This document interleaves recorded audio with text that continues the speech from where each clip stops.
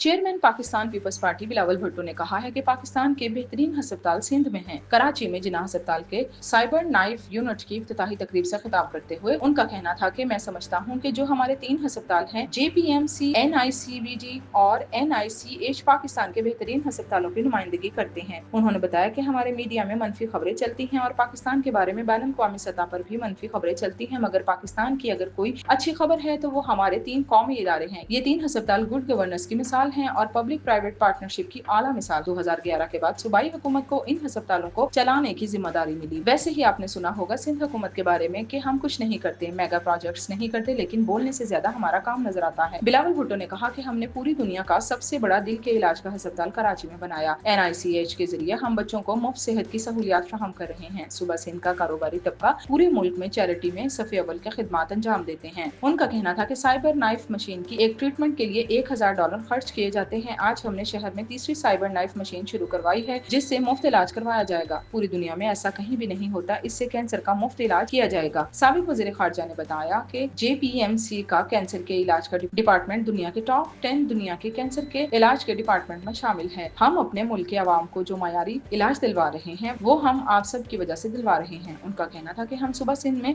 तब खुश होते हैं जब अवाम मयारी इलाज करवा सकती है। हम समझते हैं कि ये हमारी कामयाबी है कि सिर्फ JPMC में कैंसर के डिपार्टमेंट में 167 शहरों से लोग इलाज के लिए आते हैं और 15 ममालिक से भी शहरी यहाँ आते हैं। बिलावल भुट्टो ने वज़ीर आला सिंध को हिदायत दी कि वो वज़ीर आज़म शहबाज शरीफ को JPMC का दौरा करवाएं।